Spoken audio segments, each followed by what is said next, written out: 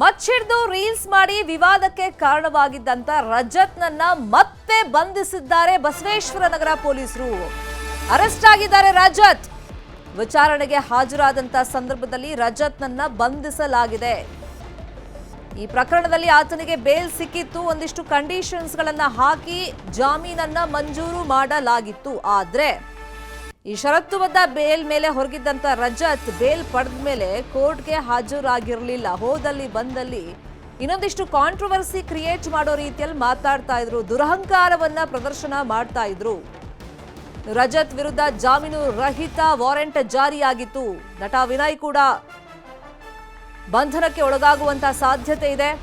ಸದ್ಯಕ್ಕೆ ವಿನಯ್ ಮನೆಗೆ ತೆರಳಿದ್ದಾರೆ ಪೊಲೀಸರು ಅಂತ ಗೊತ್ತಾಗಿದೆ. ಕೋರ್ಟ್ಗೆ ಆರೋಪಿಗಳು ಹಾಜರಾಗಿರಲಿಲ್ಲ. ಮತ್ತೆ ಈ ಜಾಮೀನಿನ ಕೆಲವೊಂದು ಷರತ್ತುಗಳನ್ನ ಅವರು ಮೀರಿದ್ರು ಅಂತಾನೂ ಕೂಡ ಮಾಹಿತಿ ಇದೆ. ಇದೇ ಹಿನ್ನೆಲೆಯಲ್ಲಿ ಈಗ ರಜತ್ ಅನ್ನ ಅರೆಸ್ಟ್ ಮಾಡಲಾಗಿದೆ.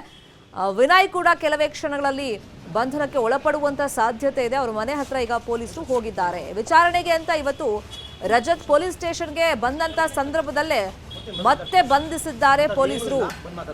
ಈಗ ರೀಲ್ಸ್ಗೆ ಬಳಸಿದ್ದಂತ ಮಚ್ಚು ಎಲ್ಲಿದೆ ಅನ್ನೋದು ಇನ್ನೂ ಕೂಡ ಯಕ್ಷ ಪ್ರಶ್ನೆ.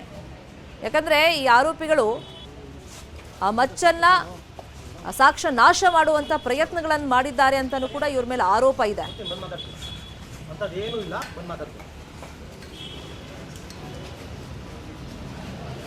ಅಂಥದ್ದೇನಿಲ್ಲ, ನಾನು ಮಾತಾಡ್ತೀನಿ ಅಂತ ಹೋಗ್ತಾ ಇದ್ದಾರೆ. ಪೊಲೀಸರು ಮುಂದೆ ವಿಚಾರಣೆ ಸಂದರ್ಭದಲ್ಲಿ ಏನೇನು ಸ್ಟೇಟ್ಮೆಂಟ್ ಕೊಟ್ಟಿದ್ದಾರೆ, ಅದರಲ್ಲೂ ಪ್ರಮುಖವಾಗಿ ಬೇಕಾಗಿರೋದೇ ಈಗ ಸಾಕ್ಷ್ಯ ಮಚ್ಚು. ಪೊಲೀಸರಿಗೆ ಕೊಟ್ಟಿರುವಂತ ಮಚ್ಚೆ ಬೇರೆ, ಅದು ಖುದ್ದಾಗಿ ರಜತ್ ಹೆಂಡ್ತಿನೇ ಕೊಟ್ಟಿರೋದು. ಈ ಹಿನ್ನೆಲೆಯಲ್ಲಿ ಆ ಮಚ್ಚನ್ನು ಅಡಗಿಸುವಂತ ಪ್ರಯತ್ನಗಳನ್ನ ಇವರು ಮಾಡಿದ್ದಾರೆ ಅಂತೇಳಿ ಗಂಭೀರವಾದಂತ ಆರೋಪ ಇವ್ರ ಮೇಲಿದೆ. ಸೋಷಿಯಲ್ ಮೀಡಿಯಾದಲ್ಲಿ ಸಹಜವಾಗಿ ಮಾರಕಾಸುಗಳನ್ನ ಹಿಡಿದು ಈ ತರ ವಿಡಿಯೋನ ಮಾಡಿದಂತ ಸಂದರ್ಭದಲ್ಲಿ ಪೊಲೀಸರು ಅಲರ್ಟ್ ಆಗಿ ಇವರನ್ನ ಫಸ್ಟ್ ಕರ್ಕೊಂಡ್ ಬರ್ತಾರೆ, ಅರೆಸ್ಟ್ ಮಾಡ್ತಾರೆ, ಸೂಕ್ತ ರೀತಿಯಲ್ಲಿ ವಿಚಾರಣೆಗೆ ಒಳಪಡಿಸಿದ್ರು. ಅದಾದ್ಮೇಲೆ ಜೈಲಿಗೂ ಕೂಡ ಕಳುಹಿಸಲಾಗಿತ್ತು. ಜಾಮೀನಿನ ಮೇಲೆ ಅಂದ್ರೆ ಷರತ್ತುಬದ್ಧ ಜಾಮೀನು ಸಿಕ್ಕಂತ ಹಿನ್ನೆಲೆಯಲ್ಲಿ ಹೊರಗಡೆ ಬಂದಿದ್ರು. ವಿಚಾರಣೆಗೆ ಪದೇ ಪದೇ ಹಾಜರಾಗಬೇಕಾಗಿತ್ತು. ಕೋರ್ಟಿಗೆ ಇವರು ಹಾಜರಾಗಿರಲಿಲ್ಲ ವಿಚಾರಣೆಗೆ. ಸೊ ಆ ಹಿನ್ನೆಲೆಯಲ್ಲಿ ಇವತ್ತು ವಿಚಾರಣೆಗೆ ಬಂದಂಥ ಸಂದರ್ಭದಲ್ಲಿ ರಜತ್ನನ್ನ ಬಂಧಿಸಿದ್ದಾರೆ ಬಸವೇಶ್ವರ ನಗರ ಠಾಣೆ ಪೊಲೀಸರು. ವಿನಯ್ ಕೂಡ ಇವತ್ತು ವಿಚಾರಣೆಗೆ ಬರಬೇಕು. ಆದರೆ ಆಲ್ರೆಡಿ ಈಗ ಪೊಲೀಸರೇ ವಿನಯ್ ಮನೆ ಹತ್ರ ಹೋಗಿದ್ದಾರೆ. ವಿನಯ್ನನ್ನು ಕೂಡ ಬಂಧಿಸುವಂಥ ಚಾನ್ಸಸ್ ಇದೆ. ಈಗ ಬಸವೇಶ್ವರ ನಗರ ಪೊಲೀಸರು ಈಗ ರಜತ್ನನ್ನ ಅರೆಸ್ಟ್ ಮಾಡಿದ್ದಾರೆ.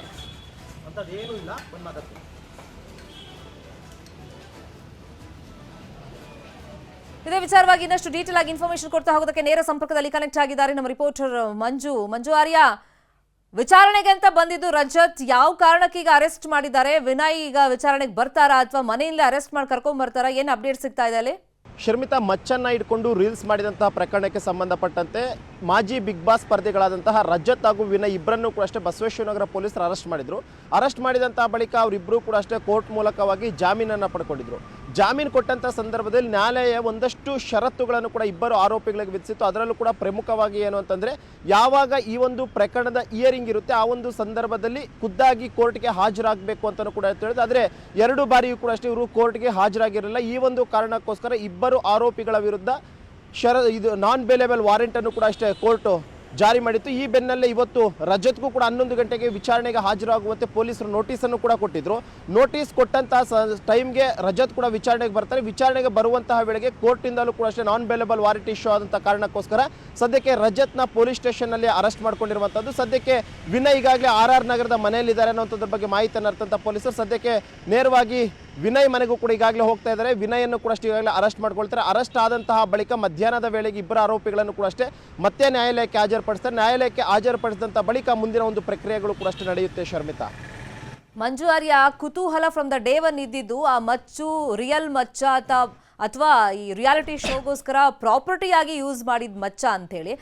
ಬಟ್ ಅನುಮಾನಗಳು ಅಂದ್ರೆ ಅನುಮಾನ ಸೃಷ್ಟಿಯಾಗೋದಕ್ಕೆ ಕಾರಣವಾಗಿದ್ದು ಇವ್ರು ಪ್ರೊಡ್ಯೂಸ್ ಮಾಡಿದಂಥ, ಅದರಲ್ಲೂ ರಜತ್ ವೈಫ್ ಸ್ಟೇಷನ್ಗೆ ಕೊಟ್ಟಂತ ಮಚ್ ಇದೆಯಲ್ಲ, ಅದು ಡೂಪ್ಲಿಕೇಟ್ ಅಂತ ಗೊತ್ತಾಯಿತು. ಈಗ ಅಸಲಿ ಮಚ್ ಎಲ್ಲಿದೆ ಅನ್ನೋದು ಇನ್ನೂ ಕೂಡ ಕುತೂಹಲವಾಗಿ ಉಳಿದು ಬಿಟ್ಟಿದೆ. ಆ ನಿಟ್ಟಿನಲ್ಲಿ ಪೊಲೀಸರು ಯಾವ ಥರ ಈಗ ಆಕ್ಟಿವ್ ಆಗಿದ್ದಾರೆ? ಎಸ್ ಖಂಡಿತವಾಗ್ಲೂ ಶರ್ಮಿತ, ಯಾಕಂದ್ರೆ ಆ ರೀಲ್ಸ್ ಮಾಡುವಂತಹ ಸಂದರ್ಭದಲ್ಲಿ ಬಳಕೆ ಮಾಡಿದ್ದಂತಹ ಮಚ್ಚ ಇನ್ನೂ ಕೂಡ ಅಷ್ಟೇ ಪೊಲೀಸರಿಗೆ ಸಿಕ್ಕಿಲ್ಲ. ಯಾಕಂದ್ರೆ ತನಿಖೆಯ ಭಾಗವಾಗಿ ತನಿಖೆ ಮಾಡುವಂತಹ ಸಂದರ್ಭದಲ್ಲಿ ರಜತ್ ಕೊಟ್ಟಿರುವಂತಹ ಸ್ಟೇಟ್ಮೆಂಟ್ ನ ಪ್ರಕಾರವಾಗಿ ಅದು ರಿಯಲ್ ಮಚ್ ಅನ್ನುವಂಥದ್ದು ಕೂಡ ಗೊತ್ತಾಗಿದೆ. ಆ ಒಂದು ಕಾರಣಕ್ಕೋಸ್ಕರ ರಿಯಲ್ ಮಚ್ ಎಲ್ಲಿ ಅಂತಂದ್ರೆ ಅವರೆಲ್ಲ ಅದನ್ನ ಡೆಸ್ಟ್ರಾಯ್ ಮಾಡಿರೋಂಥ ವಿಚಾರವೂ ಕೂಡ ಅಷ್ಟೇ ಪೊಲೀಸರ ತನಿಖೆ ವೇಳೆಯಲ್ಲಿ ಬಯಲಾಗಿರುವಂಥದ್ದು. ಅಂದ್ರೆ ಈ ಸುಮ್ನಹಳ್ಳಿ ಹತ್ರ ಅದನ್ನ ಬಿಸಾಕಿದೀವಿ ಅನ್ನುವಂಥ ವಿಚಾರವನ್ನು ಕೂಡ ಹೇಳಿದ್ರು. ಆ ಒಂದು ಕಾರಣಕ್ಕೋಸ್ಕರನೇ ಇವತ್ತು ರಜತ್ಗೆ ನೋಟಿಸ್ ಅನ್ನು ಕೂಡ ಕೊಡಲಾಗಿತ್ತು. ಯಾಕಂದ್ರೆ ಆ ಒಂದು ಬಿಸಾಕಿರುವಂತಹ ಮಚ್ ಎಲ್ಲಿದೆ ಏನು ಅನ್ನುವಂಥದ್ರ ಬಗ್ಗೆ ಪೊಲೀಸರು ಕೂಡ ಅಷ್ಟೇ ಆ ಮಚ್ ಬಿಸಾಡಿದಂತಹ ಸ್ಥಳಕ್ಕೆ ಹೋಗಿ ಅಲ್ಲೂ ಕೂಡ ಅಷ್ಟೇ ಪರಿಶೀಲನೆ ಮಾಡಿದ್ರು. ಆದ್ರೂ ಕೂಡ ಅಷ್ಟೇ ಮಚ್ ಸಿಕ್ಕಿರಲಿಲ್ಲ. ಈ ಒಂದು ಕಾರಣಕ್ಕೋಸ್ಕರನೇ ಮತ್ತೆ ವಿಚಾರಣೆಗೆ ಹಾಜರಾಗುವಂತೆ ಒಂದು ನೋಟಿಸ್ ಅನ್ನು ಕೂಡ ಕೊಟ್ಟಿದ್ರು. ಇತ್ತ ಯಾವಾಗ ರಜತ್ ವಿಚಾರಣೆಗೆ ಹಾಜರಾಗ್ತಾರೋ ಆ ಒಂದು ಸಂದರ್ಭದಲ್ಲೇ ಕೋರ್ಟ್ ಇಂದಲೂ ಕೂಡ NBW ಇಶ್ಯೂ ಆಗುತ್ತೆ. ಯಾಕಂದ್ರೆ ಇಲ್ಲಿ ಕೋರ್ಟ್ ಅವರಿಬ್ಬರಿಗೂ ಕೂಡ ಅಷ್ಟೇ ಜಾಮೀನು ಕೊಟ್ಟಂತಹ ಸಂದರ್ಭದಲ್ಲಿ ಪೊಲೀಸರು ಯಾವಾಗ ವಿಚಾರಣೆ ಕರೆದ್ರೂ ಕೂಡ ಅಷ್ಟೇ ಸಹಕಾರವನ್ನ ಮಾಡಬೇಕು. ಇದರ ಜೊತೆಗೆ ಖುದ್ದಾಗಿ ಈ ಒಂದು ಕೇಸ್ನ ಒಂದು ತನಿಖೆ ಏನೆಲ್ಲ ಆಗ್ತಿದೆ ತನಿಖೆಯ ಭಾಗವಾಗಿ ಕೂಡ ಅಷ್ಟೇ ಕೋರ್ಟ್ ಗಮನಕ್ಕೆ ಹೋದಂಥ ವೇಳೆಯಲ್ಲಿ ಕೋರ್ಟ್ ಕೂಡ ಅಷ್ಟೇ ಜಾಮೀನು ಕೊಟ್ಟಂಥ ವೇಳೆಯಲ್ಲಿ ಯಾವಾಗ ಕೇಸ್ ಹಿಯರಿಂಗ್ ಬರುತ್ತೆ ಅಥವಾ ಯಾವಾಗ ಕೋರ್ಟ್ ಟ್ರಯಲ್ ಇದು ಬರುತ್ತೆ ಆ ಒಂದು ಸಂದರ್ಭದಲ್ಲಿ ಖುದ್ದಾಗಿ ಕೋರ್ಟ್ಗೂ ಕೂಡ ಅಷ್ಟೇ ಹಾಜರಾಗಬೇಕು ಅನ್ನೋಂಥ ಒಂದು ಷರತ್ತನ್ನು ಕೂಡ ಕೊಟ್ಟಿತ್ತು. ಆದರೆ ಪದೇ ಇವರು ಕೋರ್ಟ್ನ ನಿಯಮಗಳನ್ನು ಉಲ್ಲಂಘನೆ ಮಾಡಿದಂಥ ಕಾರಣಕ್ಕೋಸ್ಕರ ಕೋರ್ಟ್ NBW ಇಶ್ಯೂ ಆಗಿತ್ತು. ಯಾವಾಗ ಇವತ್ತು ರಜತ್ ವಿಚಾರಣೆಗೆ ಬರುವಂತಹ ವೇಳೆಯಲ್ಲಿ NBW ಇಶ್ಯೂ ಆಗಿದ್ದಂಥ ಕಾರಣಕ್ಕೋಸ್ಕರ ಸದ್ಯಕ್ಕೆ ಬಸವೇಶ್ವರನಗರ ಪೊಲೀಸರು ಅರೆಸ್ಟ್ ಮಾಡಿದ್ದಾರೆ. ಆದರೆ ವಿನಯ್ನ ಇವತ್ತು ವಿಚಾರಣೆ ಕರೆದಿರಲ್ಲ, ಕೇವಲ ರಜತ್ನ ಮಾತ್ರ ವಿಚಾರಣೆ ಕರೆದಿದ್ರು. ಯಾಕಂದ್ರೆ ಇಲ್ಲಿ ವಿನಯ್ ಕೂಡ ಅಷ್ಟೇ ಸ್ಟೇಟ್ಮೆಂಟ್ ಕೊಡುವಂತ ಸಂದರ್ಭದಲ್ಲಿ ರಜತ್ನ ವಿರುದ್ಧವಾಗಿ ಹೇಳಿರುವಂಥದ್ದು. ಯಾಕಂದ್ರೆ ರಜತ್ ಅಲ್ಲಿ ಬಿಸಾಕಿರುವಂಥದ್ದು ಅನ್ನುವಂಥದ್ದನ್ನು ಕೂಡ ವಿನಯ್ ಹೇಳಿದ್ದ. ಆ ಒಂದು ಕಾರಣಕ್ಕೋಸ್ಕರನೇ ರಜತ್ನ ಮಾತ್ರ ವಿಚಾರಣೆಗೆ ಕರೆದಿದ್ರು. ಆದ್ರೆ ಇವತ್ತು ಪೊಲೀಸರು ಕರೆದಿದ್ದಂಥ ಉದ್ದೇಶ ಏನು ಅಂತಂದ್ರೆ ಮೂಲ ಮಚ್ಚೆಲ್ಲೋಯ್ತು ಅಂತ ಹೇಳ್ಬಿಟ್ಟು. ಯಾಕಂದ್ರೆ ಪೊಲೀಸರು ಎಲ್ಲಾ ಆಯಾಮದಲ್ಲೂ ಕೂಡ ಎನ್ಕ್ವೈರಿಯನ್ನ ಮಾಡಿದ್ರು. ರಜತ್ ವೈಫ್ನು ಕೂಡ ಇಂಟ್ರಾಗೇಷನ್ ಅನ್ನ ಮಾಡಿದ್ರು. ಜೊತೆಗೆ ಇಲ್ಲಿ ಪ್ರಮುಖವಾಗಿ ಆತ ಹೇಳಿರುವಂಥದ್ದು ಏನು ಅಂತಂದ್ರೆ ಸುಮ್ಮನಹಳ್ಳಿ ಬಳಿಯುವಂಥ ಒಂದು ರಾಜಕಾಲುವೆಯಲ್ಲಿ ಅದನ್ನ ನಾನು ಬಿಸಾಕಿದ್ದೀನಿ ಅಂತ ಹೇಳಿದ್ದ. ಈ ಒಂದು ನಿಟ್ಟಿನಲ್ಲಿ ಬಸವೇಶ್ವರನಗರ ಪೊಲೀಸರು ಆ ಒಂದು ರಾಜಕಾಲುವೆ ಸಮೀಪನೂ ಕೂಡ ಹೋಗಿ ಅಲ್ಲಿಯೂ ಕೂಡ ಹುಡುಕಾಟ ಮಾಡಿದ್ರು. ಆದರೆ ನೀರು ಹರಿತಿದ್ದಂಥ ಕಾರಣಕ್ಕೋಸ್ಕರನೇ ಆ ಒಂದು ಮಚ್ಚು ಕೂಡ ಅಷ್ಟೇ ಬಹುತೇಕ ನೀರಿನಲ್ಲಿ ಕೊಚ್ಚೋಗಿರಬಹುದು ಅನ್ನುವಂಥದ್ದು ಕೂಡ ಇತ್ತು. ಇದೇ ಒಂದು ಕಾರಣಕ್ಕೋಸ್ಕರನೇ ರಜತ್ ಮತ್ತು ವಿನಯ್ ಮೇಲೆ ಸಾಕ್ಷ್ಯನಾಶದ ಪ್ರಕರಣವನ್ನು ಕೂಡ ದಾಖಲು ಮಾಡಿಕೊಂಡಿದ್ರು. ಈ ನಿಟ್ಟಿನಲ್ಲಿ ಮತ್ತೆ ಆತನಿಗೆ ಬುಲಾವ್ ಕೊಟ್ಟಿದ್ದೇನಕ್ಕೆ ಅಂತಂದ್ರೆ ಇನ್ನೂ ಕೂಡ ಅಷ್ಟೇ ಮಚ್ಚು ಸಿಕ್ಕಿಲ್ಲ. ಒಂದ್ ವೇಳೆ ನಿಜವಾಗ್ಲೂ ಕೂಡ ರಾಜಕಾಲುವೆಯಲ್ಲಿ ಇವ್ರು ಬಿಸಾಕಿದ್ರೆ ಅಥವಾ ಎಲ್ಲಾದ್ರೂ ಅದನ್ನ ಬಚ್ಚಿಟ್ಟಿದ್ದಾರೆ ಅನ್ನುವಂಥದ್ದನ್ನ ತಿಳ್ಕೊಳ್ಳುವಂಥ ನಿಟ್ಟಿನಲ್ಲಿ ಇವತ್ತು ರಜತ್ಗೆ ವಿಚಾರಣೆಗೆ ಬುಲಾವನ್ನ ಕೂಡ ಕೊಟ್ಟಿದ್ರು. ಆದರೆ ಎಲ್ಲೋ ಒಂದು ಕಡೆ ರಜತ್ ಇವತ್ತು ಇನ್ವೆಸ್ಟಿಗೇಷನ್ಗೆ ಅಂದರೆ ತನಿಖೆಗೆ ಒಳಪಡುವಂತಹ ಟೈಮ್ನಲ್ಲಿ NBW ಇಶ್ಯೂ ಆಗಿದ್ದಂಥ ಕಾರಣಕ್ಕೋಸ್ಕರನೇ ರಜತ್ನ ಸದ್ಯಕ್ಕೆ ಅರೆಸ್ಟ್ ಮಾಡಿಕೊಂಡು ಬಸವೇಶ್ವರನಗರ ಪೊಲೀಸರು ತಮ್ಮದೇ ಕಸ್ಟಡಿಯಲ್ಲಿ ಇಟ್ಕೊಂಡಿದ್ದಾರೆ. ಮತ್ತೊಂದು ಕಡೆ ವಿನಯ್ನ ಕೂಡ ಅಷ್ಟೇ ಇನ್ನೇನು ಕೆಲವೇ ಕ್ಷಣದಲ್ಲಿ ಅರೆಸ್ಟ್ ಮಾಡ್ತಾರೆ. ವಿನಯ್ನ ಅರೆಸ್ಟ್ ಆಗಿದ್ದಾದಂಥ ಬಳಿಕ ಇಬ್ಬರು ಆರೋಪಿಗಳನ್ನು ಕೂಡ ಅಷ್ಟೇ ಮತ್ತೆ ನ್ಯಾಯಾಲಯಕ್ಕೆ ಹಾಜರುಪಡಿಸ್ತಾರೆ. ಮಧ್ಯಾಹ್ನದ ವೇಳೆಗೆ ನ್ಯಾಯಾಲಯಕ್ಕೆ ಹಾಜರುಪಡಿಸಿದಂಥ ಸಂದರ್ಭದಲ್ಲಿ ನ್ಯಾಯಾಧೀಶರು ಕೂಡ ಅಷ್ಟೇ ಯಾಕೆ ಇವರು ಆಬ್ಸೆಂಟ್ ಆದ್ರು, ಯಾಕೆ ಇವರು ಕೋರ್ಟ್ನ ಷರತ್ತುಗಳನ್ನು ಉಲ್ಲಂಘನೆ ಮಾಡಿದ್ರು ಅಂತ ಅಂದ್ಕೊಳ್ತಾರೆ. ಒಂದು ವೇಳೆ ಏನಾದರೂ ಕೋರ್ಟ್ನ ಡಿಸಿಷನ್ಗೆ ಬಿಟ್ಟಿರುತ್ತೆ, ಒಂದು ವೇಳೆ ಮತ್ತೆ ಏನಾದರೂ ಇವ್ರಿಗೆ ವಾರ್ನ್ ಮಾಡಿ ಅಥವಾ ಬಿಡುಗಡೆ ಮಾಡುತ್ತಾ ಅಥವಾ ಮತ್ತೆ ಇವ್ರನ್ನ ಪರಪ್ಪನ ಅಗ್ರಹಾರ ಜೈಲ್ಗೆ ಕೊಡ್ತಾರ ಅನ್ನುವಂಥದ್ದು ನ್ಯಾಯಾಧೀಶರು ಇವತ್ತು ಬಹುತೇಕ ಮಧ್ಯಾಹ್ನದ ವೇಳೆಗೆ ಗೊತ್ತಾಗುತ್ತೆ. ಶರ್ಮಿತಾ, ಕಾದ್ ನೋಡೋಣ ಮುಂದಿನ ಬೆಳವಣಿಗೆ. ಥ್ಯಾಂಕ್ ಯು ಸೋ ಮಚ್ ಮಂಜು ಆರ್ಯ ಈ ಕ್ಷಣದ ಮಾಹಿತಿಯನ್ನು ಕೊಟ್ಟಿದ್ದಕ್ಕೆ.